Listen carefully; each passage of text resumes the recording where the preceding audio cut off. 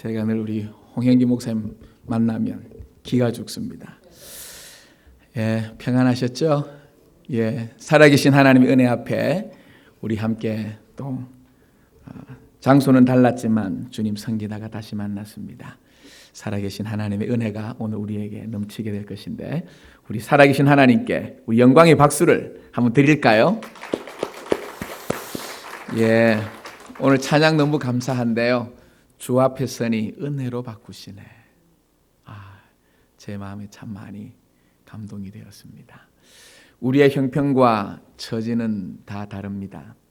때로는 웃고 있지만 가슴에 눈물을 흘리는 성도도 있고, 때로는 모든 것이 만족스러워 보이지만 때로는 힘듦과 아픔 속에 살아가는 성도도 있고, 상황이 어렵지만 하나님의 은혜가 늘 새롭게 다가와서 찬송하며 사는 성도도 있고, 다 다르지만 우리를 향한 하나님의 사랑은 변함없이 흘러가고 은혜로 바꾸시는 하나님. 오늘 이 말씀이 저와 여러분의 인생을 은혜로 바꾸시고 예수 알지 못하는 세대에 예수님의 사랑을 전하는 거룩한 은혜의 성도들로 함께 살아갈 수 있기를 주님의 이름으로 축복합니다. 오늘 설교 제목이 기독교인으로 산다는 것은 이런 제목입니다. 내가 예수 믿는 사람으로 살아간다는 것이 과연 어떤 의미가 있는지, 어떻게 살아야 하는지 우리 함께 말씀 앞에 겸손히 듣기를 원합니다. 우리 오바마 대통령이 한국 교육에 대해서 많이 칭찬했던 시간들이 있었습니다. 마음이 참 뿌듯하고 좋았습니다. 지난 한 주간 우리 한 여고생이 하버드대와 스탠퍼드대를 같이 합격했다 그래서 역시 우리의 한국의 자녀들이 참 대단하구나 라는 생각이 들었는데, 조금 있다가 그게 허위라는 사실이 밝혀져서 참 마음이 답답했고 우울했던 시간이 있었습니다. 한국 사람들이 잘한다 그러면 저도 한국 사람이기 때문에 뿌듯해지고요. 한국 사람들이 못한다 아니면 욕을 먹을 일을 하면 왠지 마음이 불쾌해지는 것이 저의 마음인 것은, 저도 한국 사람이기 때문에, 미국에 살아가지만 피는 한국 피가 흐르기 때문에 그런 거라는 생각을 지울 수가 없습니다. 여러분, 아울러서 예수 믿는다는 것, 내가 그리스도인으로 살아간다는 것 또한 마찬가지지 않겠습니까? 예수 믿는 사람들이 잘한다는 얘기를 들으면 내가 예수 믿는다는 것이 뿌듯해지고, 어떤 교회가 복음을 위해서 생명을 걸고 달려간다 그러면 내가 그렇게 하는 것처럼 신나기도 하는데, 때로는 교회가, 때로는 예수 믿는 사람들이 잘못한다는 얘기를 들으면 괜히 미안해지고 하나님 앞에 죄송스러움을 금하지 못할 때가 참 많이 있습니다. 예수 믿고 산다는 것이 요즘처럼 마음이 많이 힘들고 불편할 때도 없는 것이 목사인 저의 마음입니다. 상황이 심각한 것인지 아니면 제가 나이가 좀 들어가면서 철이 드는 것인지는 잘 모르겠지만, 예수 믿고 산다는 것 때문에 많이 고민스럽고, 어떻게 내가 예수 믿고 살아야 되나, 목사로서 어떻게 성도들을 지도하고 양육해야 되나, 그런 고민들이 떠나지 않고 있습니다. 하나님께도 죄송하지만 또한 저의 지도를 받고 있는 성도들에게도 더 좋은 목사가 되고 더 나은 목사가 되어야 되겠다는 생각이 드는데, 그렇게 해주지 못한 것에 대해서 미안함도 없지 않아 있습니다. 제게 이런 마음을 더 심각하게 넣어줬던 사건, 아마 여러분도 알고 계실 겁니다. 지금 또 한국 뉴스를 가끔 들여다보면 성완종 게이트라고 하는 그 사건이 계속해서 이어져 가고 있는 것을 보게 됩니다. 여러분 다 알고 계시겠지만 정치권뿐 아니라 교계에 모두게 혼란스럽게 만들었던 것인데요. 특별히 목사인 저에게 마음 우울하게 했던 사건은 바로 그겁니다. 여러분은 알고 계시죠?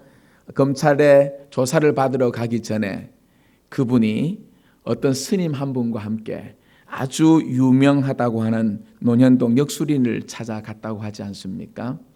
고개를 푹 숙이고 내 인생이 어떻게 되겠습니까? 라고 물었더니 그 역술인이 이렇게 말했다고 합니다. 작년과 올해는 나무로 말하면 뿌리가 뽑혀버릴 운이다. 이번 가을까지만 잘 극복하면 좋은 일이 있을 것이라고 그렇게 조언했답니다. 그 조언을 듣고 있던 성완종 이 회장은 머리를 푹 숙이고 있었다죠. 나올 때는 복채를 낼 돈이 없어서 함께 갔던 멘토라고 하셨던 그 스님이 복채를 대신 내주었다는 기사는 저에게 충격이었습니다. 더 충격이었던 사실은 그분이 교회의 장로님이신데 그렇게 해서 자기의 목숨을 스스로 끊었는데 TV 뉴스에 보도되기는 십자가로 그 관이 덮여 있고 목사님이 찬송을 부르고 장례를 하는, 그리고 거기에 이름과 장로라고 하는 직책이 또렷하게 TV로 보여졌다는 사실입니다. 이건 외에도 사실은 다양한 믿는 사람들의 이야기들은 우리가 끊임없이 우리 주변에 들려지고 있는데요. 좋은 얘기들도 많이 있겠죠. 숨겨지고 가려지고, 오늘 찬양의 가사처럼 낮은 곳에서 은혜로 섬기는 수많은 사람들의 얘기도 드러나지 않아서 그럴 뿐이지 분명히 있긴 하겠지만, 그래도 세상에 보여지고 있는 것은 이런 모습들이 더 많이 비춰지고 있습니다. 이런 기사를 보면서 나는 그렇게 살지 않으니까 나는 아니야. 그 일은 나와는 아무런 상관이 없잖아. 나는 그렇게 살지 않아.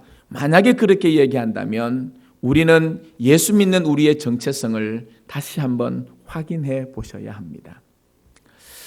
여러분, 유리창과 거울의 차이를 아십니까?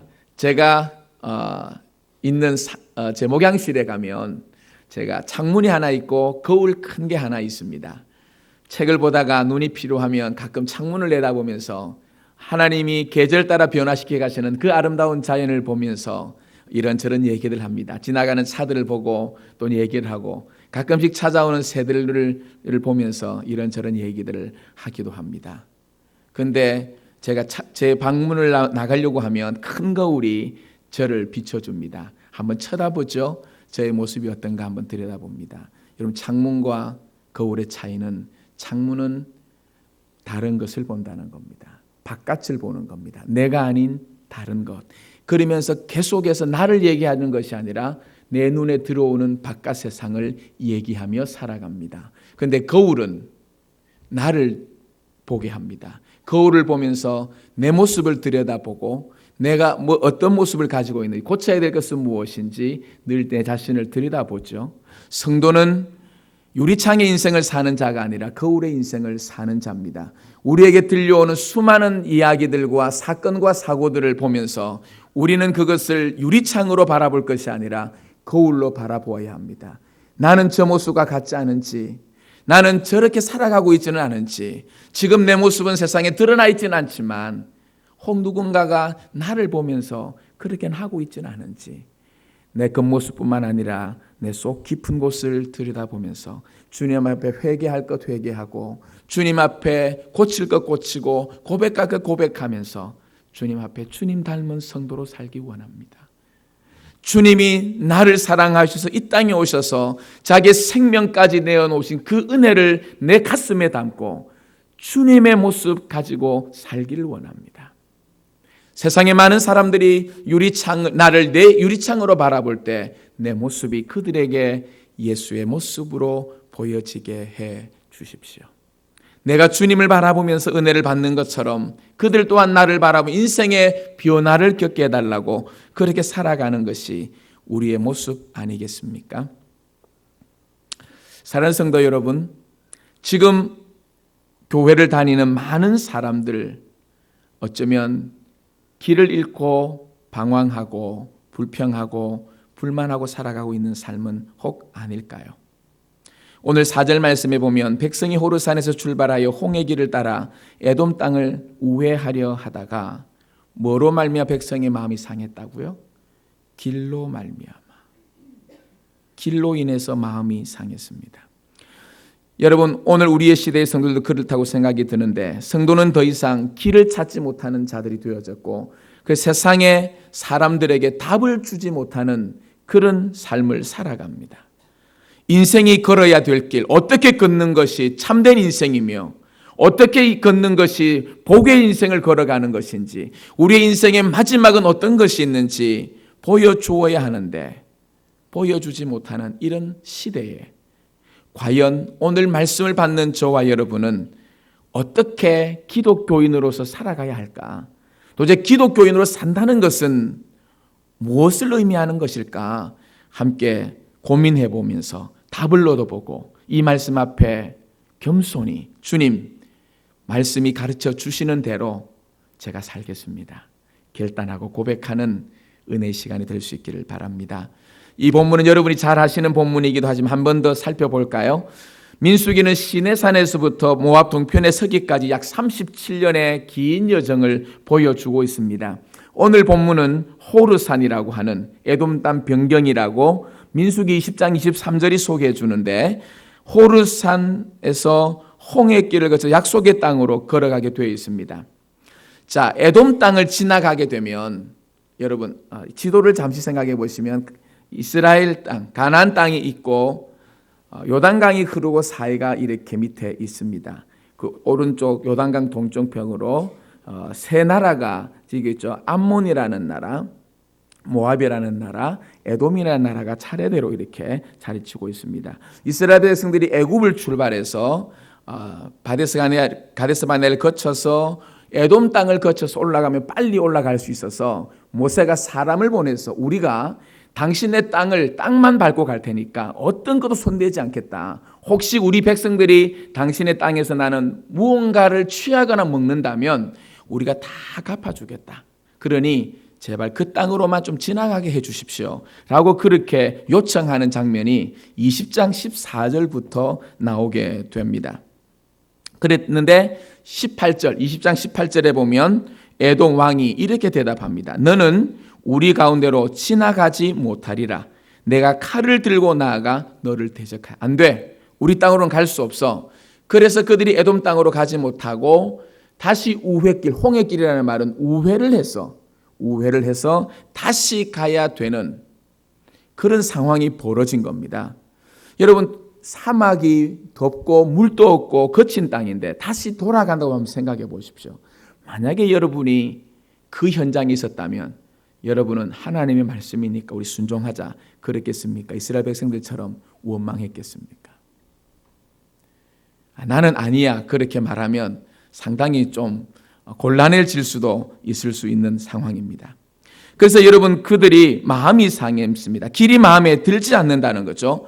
하나님이 우리를 애굽 땅에서 데리고 나왔으면 자기 백성 삼았으면 똑바로 인도해야 되지 왜 우리를 고생시키냐. 그것이 백성들의 마음이었습니다.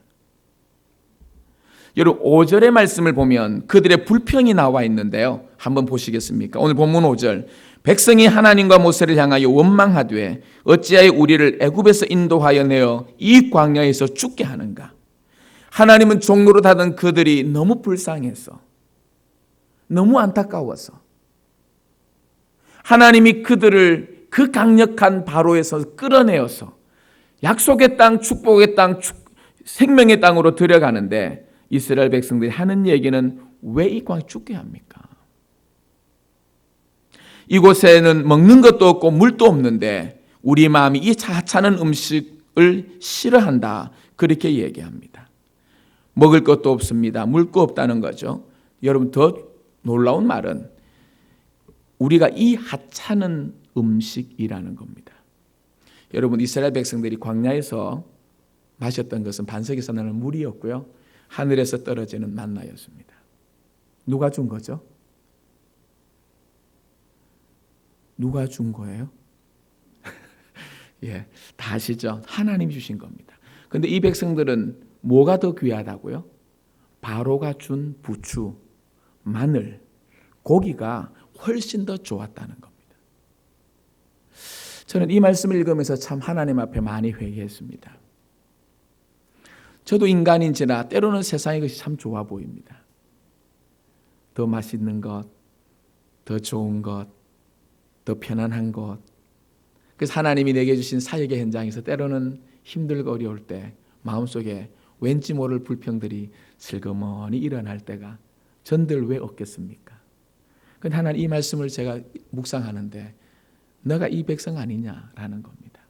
사랑하는 성도 여러분, 우리가 살아갈 때 우리에게 주어진 모든 것은 때로는 그 상황이 이스라엘 백성들이 처해 있었던 것처럼 어렵고 힘들지라도 하나님이 주신 겁니다. 세상 하나님 모를 때 살아가던 삶의 방식 패턴이 있었을 때 그게 더 훨씬 화려하고 사람들의 주목을 받고 사람들의 칭찬을 받는다 할지라도 하나님이 주신 것이 훨씬 귀합니다.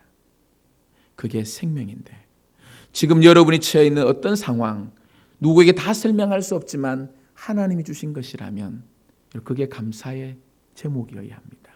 그런데 때로는 하나님 왜 이런 하찮은 곳에 나를 두십니까? 왜 이런 하찮은 곳에 나를 처박아 놓으십니까? 이런 생각이 여러분 혹 들지 않으십니까? 그렇다 우리는 그것을 생명으로 주시고 사랑으로 주시는 하나님을 우리 하찮게 여기는 겁니다. 누군가에게 선물을 주었는데 그 선물을 받는 사람이 뭐 이런 걸 줘요. 그러면 그 선물을 주는 사람을 하찮게 여기는 거 아니겠습니까? 비록 그것이 어떤 선물이든지 간에 고맙습니다. 나를 기억해 주셨어요. 그러면 그 선물과 함께 그 사람이 여러분 귀하게 되는 것 아닙니까? 특별히 교회를 섬기는 사랑하는 성도 여러분, 하나님이 여러분에게 주신 직분 너무너무 중요합니다. 그게 목사의 직분이든 장로의 직분이든 그게 권사, 집사 아니면 교사, 성가대의 직분이든 그게 당회가 임명하는 것이 아니라 하나님께서 주신 것, 세상의 어떤 직분, 대통령이나 훨씬 더 귀하다는 것, 이거는 그것에 비하면 절대로 하찮은 것이 아니라는 분명한 확신이 여러분 속에 있어야 합니다. 저는 가끔 주변의 성도들을 바라보면서 그런 고민이 생길 때가 많습니다. 저희 교회는 아니고요.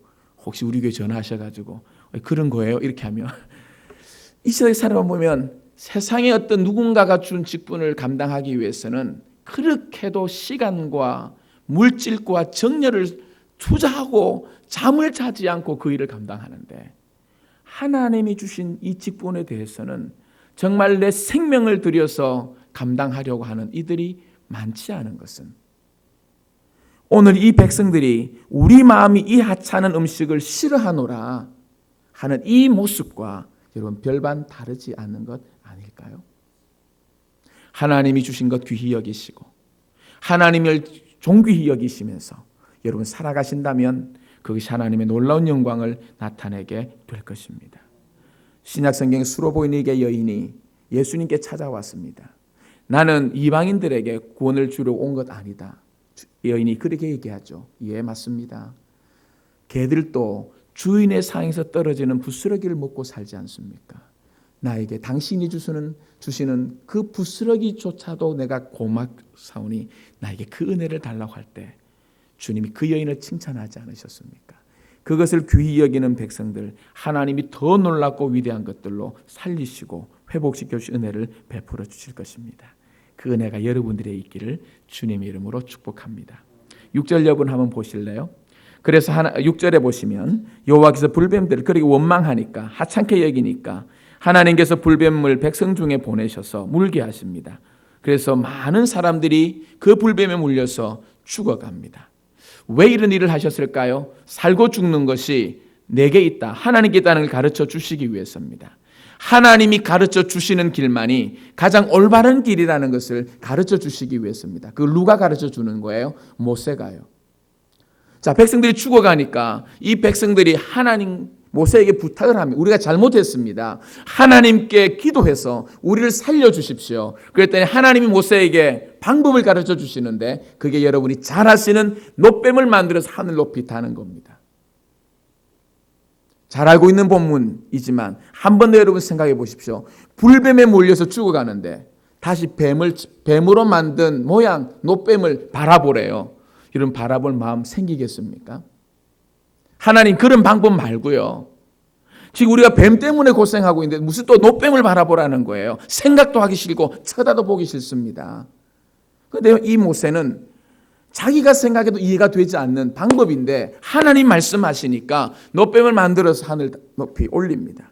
그래서 그렇게 외치니까 그것을 바라보는 사람들마다 다 났습니다. 그런데 여러분 사람들은 다 똑같은 게 아닙니다. 여전히 약초를 보내주셔서 약초를 먹게 한다든지 반석에서 물을 내셨던 것처럼 어떤 약수를 보내서 마셔서 해독시켜 주시든지 뭔가 그런 방법을 써야 되는데 노뱀을 쳐다본다고 어떻게 나을 수 있겠냐? 쳐다보지 않는 사람이 많았겠죠. 그런데 계속해 불뱀에 물린 그 자리는 고통스러워서 아픕니다. 어떤 사람은 너무너무 뒹굴다가 안 보려고 눈을 찔끔 감고 뒹굴었는데 자기도 모르게 다 돌에 받쳐가지고 아야 하고 눈을 떴는데 그 노뱀이 보인 거예요. 그 사람 나았을까요? 안 나았을까요? 나았겠죠. 어떤 사람은 부모가 그걸 보고 낳은 거예요. 자식이 이 젊은 마음에 하나님 원망을 쳐다보지 않는데 뺨을 한 대 때리고 눈을 억지로 돌려서 눈을 뜨게 해서 불뱀을 본 거예요. 나았을까요? 안 나았을까요? 예, 어떤 방법으로든 쳐다보고 싶지 않아서 뒹굴다가 쳐다보기도 하고 어떤 사람 강제로 눈을 떠서 보기도 했는데 그 불뱀에 물린 자들마다 모두가 노뱀을 바라보면 낫는 역사들이 일어났습니다. 오늘 여기에 이 말씀은 모세는 길 때문에 원망하는 그들, 죽어가는 그들에게 하나님의 방법을 정확하게 제시해서 그들을 살리고 다시 그 길을 걷게 만드는 그 놀라운 일을 감당하게 되어졌습니다. 이 본문은 우리 모두가 인정하는 것인데 예수님께서 이 땅에 오셔서 십자가에 달려 죽으시는 사건을 보여주는 것이라고 모든 사람들이 공통적으로 인정하고 있는 본문입니다. 예수님이 이 땅에 오신 이유, 죄에 묶여서 죄에 물려서 죽어가는 인생들을 살려주시기 위해서 예수님이 이 땅에 오셨습니다. 예수님이 오셨을 때 영적인 상황이 어떤 상황이었냐면 모두가 자기 노력으로 살아가려고 애를 썼습니다. 그게 복음서를 읽어보면 바리새인들, 서기관들, 율법사들, 대제사장들 모습이 거기에 나타나고 있습니다. 그런데 예수님이 오셔서 이렇게 말씀합니다. 아니, 그런 방법으로 사는 것 아니고 나를 믿어야 산다. 요한복음 14장 6절 내가 곧 길이요 진리요 생명이니 나로 말미암지 않고는 아버지께로 올 자가 없다고 그렇게 말씀해 주셨습니다. 길을 잃어버린 그들에게, 길로 인하여 원망하며 살아가는 그 백성들에게 예수님은 하나님이셨던 그분이 인간의 몸을 입고 친히 길이 되어 주시고 길을 가르쳐 주시기 위해서 그분 이 땅에 오셨습니다. 그리고 자기를 하나님의 아버지를 소개하고 믿음의 길을 보여주면 사람들이 모두가 비웃었습니다. 무슨 소리 하냐? 당신은 천한 사람이 아니냐? 당신의 아버지는 목수 요셉이고 당신의 고향은 갈릴리가 아니냐? 이 갈릴리라는 말은 촌놈이다 이 말입니다. 당신이 무슨 우리에게 길을 제시한다고? 당신보다 훨씬 똑똑한 사람이 예루살렘에 그렇게도 많은데 그런 사람들도 길을 못 가르쳐 주는데 어떻게 당신이 가르친다는 거야? 예수의 말씀을 믿지를 않고 다 비웃었습니다. 여러분, 예수님은 길이십니다. 왜? 하나님과 함께 하셔서 길을 내셨던 분이기 때문에 그렇습니다. 그런데 그분이 오셔서 길, 진리, 생명을 가르쳐 주실 때 사람들은 모세를 원망했던 것처럼 예수를 원망했는데 예수님을 떠나갔던 결정적인 사건이 하나 있었습니다. 그게 요한복음 6장에 나오는데요. 예수님께서 자기가 생명의 떡이라고 말씀하시면서 자기를 소개해 줍니다. 그래서 나를 먹고 나를 마셔야 살 수 있다고 얘기하니까 사람들이 다 떠나갔습니다. 그게 요한복음 6장 66절입니다. 여러분 외우기 쉽도록 요한계시록에 보면 우리 믿는 사람들이 싫어하는 숫자가 나오죠. 그게 666입니다. 요한복음 6장 66절. 사람들이 예수님을 다 떠나가게 되었던 원인, 내가 생명이다. 나를 먹어야 산다라고 말씀할 때 사람들은 다 떠나갔습니다. 왜요? 자기들이 생각하는 방식, 자기들이 생각하는 사는 길이 아니기 때문입니다. 당신은 길이라고 할 수 없었기 때문에 그렇습니다. 여러분 기억하셔야 합니다. 길을 잃은 인간들에게 길은 예수님뿐이라는 사실을, 그분만이 우리의 유일한 길이라는 것을 여러분 인정하셔야 합니다. 모세가 길을 때문에 원망하고 잃어버린 그 백성들에게 생명의 길을 제시해 두었던 것처럼 예수님은 길을 잃은 사람들에게 답을 주셨습니다. 십자가에 높이 달려서 나를 믿는 자마다 구원을 얻는다고 분명히 길을 보여주셨습니다. 그런데 사람들의 생각은 지금까지 단 한 번도 십자가에서 죽은 자 치고 죄 없는 인생은 없었기 때문에, 죽은 자 특별히 흉악한 죄인이었기 때문에 예수님도 그렇다라고 인정해서 그거를 믿지 않은 겁니다. 그렇지만 그 예수님을 믿었던 사람들의 주님은 길을 내셨는데요. 나사로에게는 죽음에서 생명의 길을 가르쳐 주셨고, 니고데모에게는 예수님을 보지 못하는 상황에서 예수님을 볼 수 있는 길을 열어 보여주셨습니다. 우리는 그 예수를 믿고 살아가는 하나님의 사람들인데, 그래서 우리는 그리스도를 믿음으로 생명 얻는 사람이 되어졌는데, 기독교인으로 산다는 것은 예수님을 길이라고 분명하게 고백하는 겁니다. 세상에 어떤 사람들이 뭐라고 얘기해도 예수님이 길입니다. 고백하고, 세상 사람들이 그거를 듣든 듣지 않든 그 길이 예수님만이 길이라는 것을 선포하고 길을 알려주며 답을 주는 사람들이 기독교인들입니다. 앞에서 말씀드린 것처럼 자기도 길을 못 찾고 길을 모르는데 어떻게 이 시대가 세상 사람들에게 예수가 길이라고, 죽음에서 생명으로, 지옥에서 천국으로 갈 수 있는 유일한 길이라고 얘기해 줄 수 있겠습니까? 사랑하는 제일장로교회 성도 여러분, 기독교인으로 산다는 것은 길을 알지 못해 길을 묻는 이들에게 예수님으로 답을 주는 사람들입니다. 한번 따라할까요? 기독교인으로 산다는 것은 길을 묻는 이들에게 예수님으로 답을 주는 사람이다.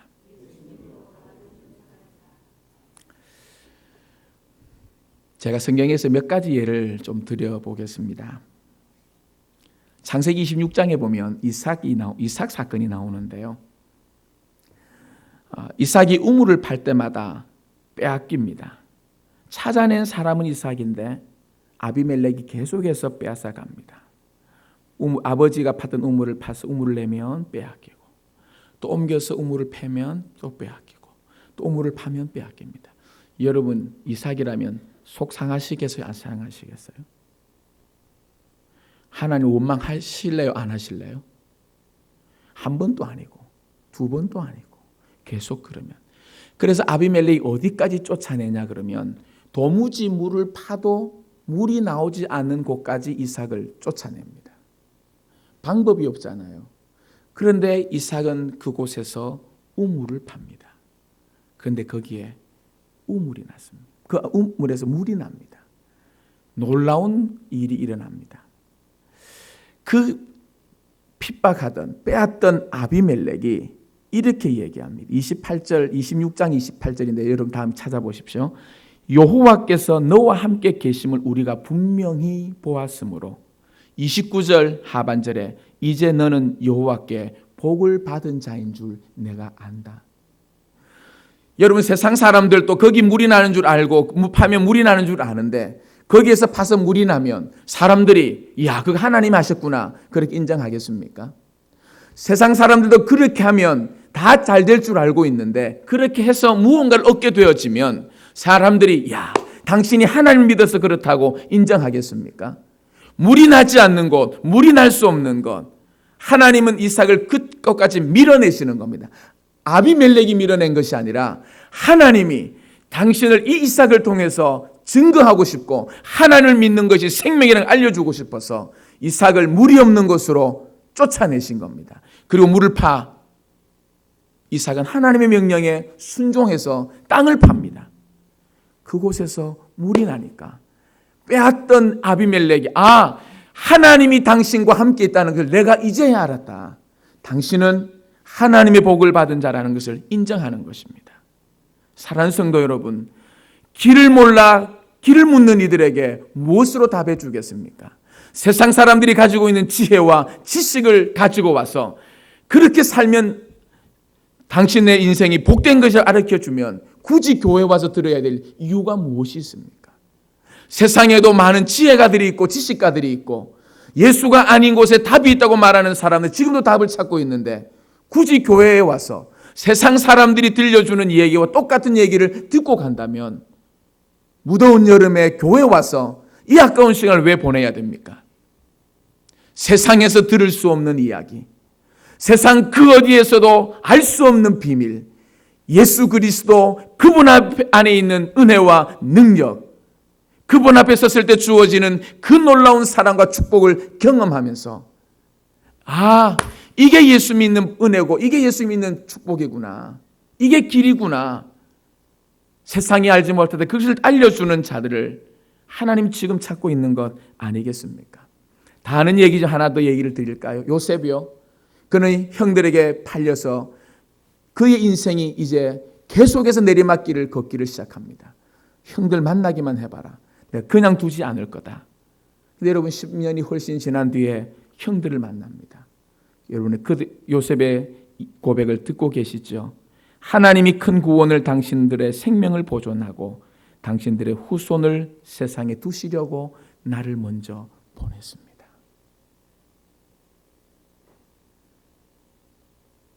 형들은 요셉을 알아보는 순간 기가 팍 죽었습니다. 아니 완전히 이제 우리 죽었구나라는 전율이 찾아왔을 때 하나님의 답을 그들에게 보여주는 겁니다. 하나님이 나를 먼저 보내신 것은 당신들과 당신들의 후손들을 보존하기 위해서입니다.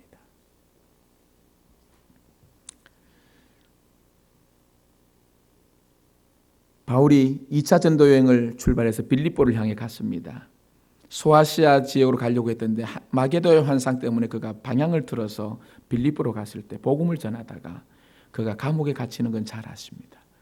하나님 보내서 가는 길, 마게도냐 사람들이 웃으면서 안 불렀겠어요. 그래서 갔는데 감옥에 갇혔어요. 원망할 만한 거지 않습니까? 그런데 그는 그곳에서 찬송과 기도를 통해 옥문을 열고 창고를 엽니다. 그 간수가 묻습니다.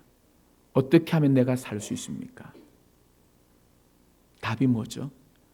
주 예수를 믿어라. 그리하면 너와 내 집이 구원을 얻으리라. 한 가지 예만 더 들고 말씀을 좀 마무리하려고 합니다. 너무 성경에 있는 얘기만 하니까 다가오지 않은 것 같아서. 손양원 목사님 잘 아시죠? 지난해 12월 25일 근간에 사랑이라고 하는 다큐멘터리가 KBS에서 방송이 되었습니다. 지금 한국에는 기독교계가 사실은 인정을 받지 못하는 때에 그분의 생애가 공중파에 다큐멘터리로 방송된다는 것은 상당히 의미 있는 이야기입니다. 도대체 왜 기독교계가 손가락질을 받는 이 시대에 그분이 공중파를 통해서 사람들의 마음을 울렸을까요?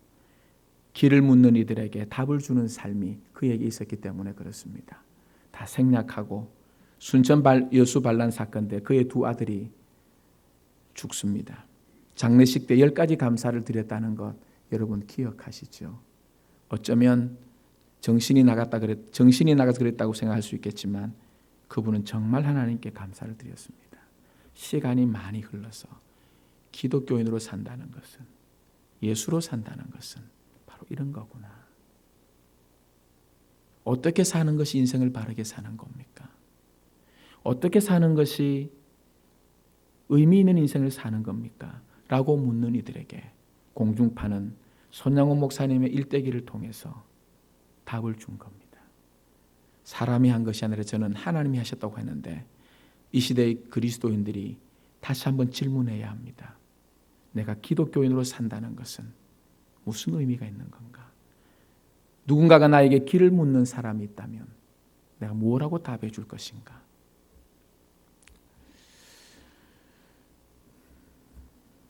손양원 목사님의 삶은 우리가 살 수 없는 그런 삶이긴 합니다. 왜냐하면 예수가 그 안에 들어가지 않으면 그 삶은 살 수가 없습니다. 길을 묻는 이들에게 답을 주는 성도의 길은 예수가 있는 사람의 모습입니다. 여러분에게 길 되신 예수님이 여러분의 모든 인생을 채우기를 주님의 이름으로 축복합니다. 여러분, 이 삶을 살기 위해서는 예수님을 알아야 되는데 예수님에 대한 정보를 가지고 있는 것과 예수님을 아는 것은 전혀 다른 겁니다. 오늘 우리의 시대의 많은 사람들은 예수님에 대한 정보를 아는 것, 성경 공부를 해서 예수님이 어떤 분이시라는 정보를 가지고 있는 것을 예수를 아는 것으로 착각하는 사람들이 너무 많다는 겁니다. 예수님에 대해서 얘기하라고 하면 누군가에게 얘기는 해줄 수 있는데 예수님이 살았던 삶을 살아라 그러면 그 삶을 살아내지 못하는 것은 그에게 예수가 정보로 있는 거지 예수님이 인격으로 그 인생 속에 들어와 있는 것이 아니라는 겁니다. 괜찮습니다. 지금 우리 안에 예수가 정보로 있고 인격으로 있지 않아도 괜찮습니다. 그러면 오늘 이 말씀은 우리의 거울이 되어야 합니다. 하나님, 내 안에 예수가 없습니다. 지금 모든 세상 사람들이 길을 몰라서 방황하고 있고 수도 없이 자기 인생을 회의로 몰아가고 있고 죽어가고 있는 때에 답을 주어야 되겠는데 교회가 기독교에 답을 주지 못하고 이 때에 내가 답을 주지 못하는 예수 믿는 사람입니다. 나의 죄를 용서해 달라고 하나님 앞에 무릎 꿇고 눈물을 흘려야 합니다. 그리고 나에게 길 대신 예수님 내 길 되어주시고 내가 주님이 가르친 그 길을 가면서 길을 묻는 인생들에게 길을 가르쳐주는 그리스도인으로 살게 해달라고 하나님 앞에 눈물로 호소하고 간구해야 합니다. 모세가 사람들에게 길을 알려주었던 것처럼 예수님이 길을 알려주셨던 것처럼 예수 믿는 오늘의 우리가 길을 묻는 이들에게 답이 되어줘야 합니다. 그런데 여러분 자기 인생의 문제도 못 푸는데 어떻게 다른 사람 인생을 풀 수 있겠습니까? 세상이 하는 말과 똑같은 말을 한다면 누가 인생의 길을 잃었을 때 우리 말을 듣고 교회에 오겠습니까? 여러분들의 하는 말이 세상 어떤 똑똑한 사람이 지식가가 지혜가가 하는 말과 똑같으면 누가 교회에 와서 설교를 들으면서 예수를 들으려고 몸부림치겠습니까? 건강하려면 무슨 음식을 먹어야 된다고 TV만 켜면 다 나오고 있는데 성도들도 하는 얘기가 건강하려면 무슨 음식을 먹어야 되고 어떻게 관리해야 된다고 한다면 그거 교회에서 들어야 되겠습니까? 자녀들을 잘 키우려면 어떻게 해야 되는가? 세상의 교육 전문가들이 수도 없이 많은 시도하는 그 얘기들을 우리는 앵무새처럼 우리도 되풀이하고 있다면 굳이 그 자녀 교육을 교회에 와서 들어야 될 이유는 무엇이 있겠습니까?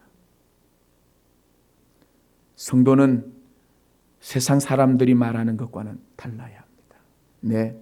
그렇다고 해서 마음껏 무엇이든지 먹으라는 얘기는 아닙니다. 건강을 위해서 골라 먹어야 되고 운동도 해야 되지만 그게 예수 그리스도로부터 온다는 것을 인정하고 그 모든 일들을 통해 예수를 얘기하고 예수님을 소개하는 것이 아니라면 좋은 음식 먹고 건강하게 한평생을 살다가 예수 없이 죽는 그것이 길을 찾는 인생이겠습니까?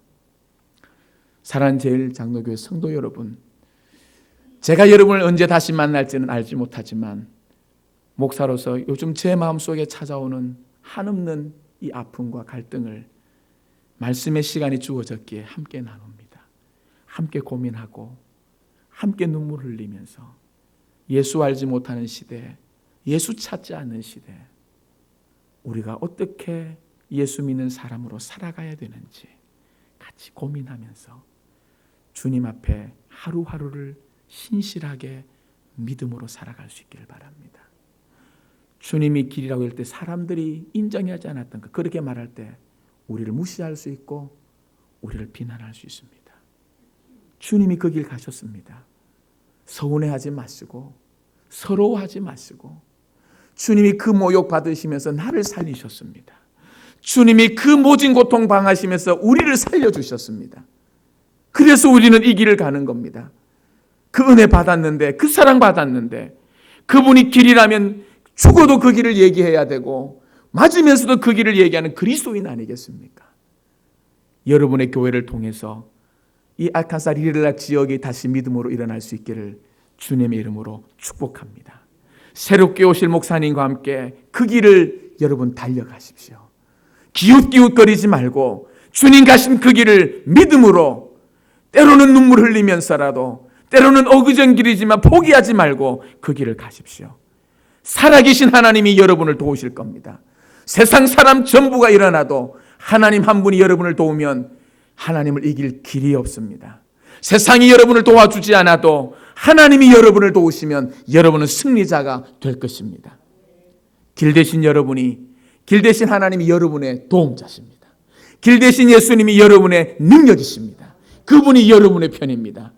누구의 편을, 누가 여러분을 도와주기를 바라고 누가 여러분 편이 되어주기를 바라십니까? 주님, 당신만이 나의 길 되시고 당신만이 나를 인정해 주시고 당신만이 나를 도와주신다면 나는 괜찮습니다.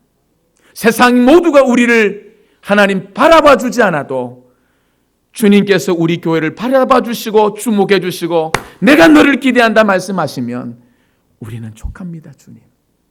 주님 오신 그날까지 그 길 가겠습니다. 고백하시면서 이 길 걸으시면서 길을 묻는 이들에게 길을 주는 복 있는 교회로, 복 있는 성도로 남아있는 생애를 담대하게 살아가시기를 주님의 이름으로 축복합니다. 아멘.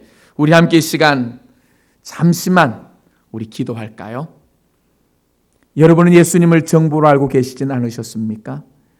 그러면서도 나는 예수를 잘 안다고 생각하고 있지는 않으셨습니까? 길을 묻는 이들에게 예수로 답을 줄 수 없었는데도 나는 예수 잘 믿는 사람으로 생각하고 있었다면 회개하십시다.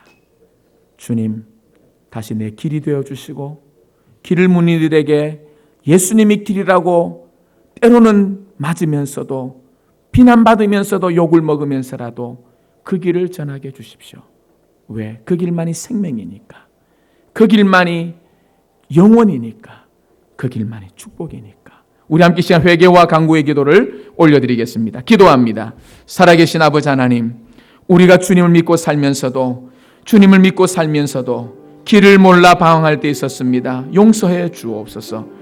주님께 길을 묻는 인생이 아니라 세상 사람들에게 가서 길을 묻고 그렇게 살면 내 인생이 잘 될 같은 희망을 얻었던 때가 있었음을 하나님 용서하여 주시고 이제 주님이 내 길 되어 주옵소서. 주님이 내 길 되어 주시고 주님 가신 그 길을 나도 걸으며 주님을 전하는 믿음의 사람들도 살아갈 수 있도록 주님 도와주시고 인도하여 주시옵소서. 믿음으로 감사하며 예수님의 이름으로 기도합니다. 살아계신 아버지 하나님, 주님이 우리의 길로 오셨지만 우리가 그 주님을 길 삼아 걷지를 못했음을 용서해 주옵소서. 주님이 우리의 영원한 생명이라고 고백하며 외쳤지만 하나님 생명을 세상에서 구하던 우리의 죄악을 용서해 주옵소서. 우리도 길을 몰라 방황할 때 있었는데 주님께 나와서 묻고 믿음의 스승들에게 묻은 것이 아니라 세상에 가서 내가 어떻게 하면 잘 살 수 있냐고, 내가 어떻게 하면 이 문제를 해결할 수 있냐고 세상 사람들에게 묻고 길을 찾았던 우리의 지난 날들의 죄악을 용서하여 주옵소서. 나에게 길을 물어오는 이들에게 예수님으로 답을 주는 것이 아니라 세상 사람들이 들려주었던 말을 듣고 전했던 우리의 죄성을, 죄악을 하나님 용서하여 주옵소서. 이제 주님 다시 주님이 내 길 되어주시길 원하며 주님을 길 삼아 걷기를 원합니다.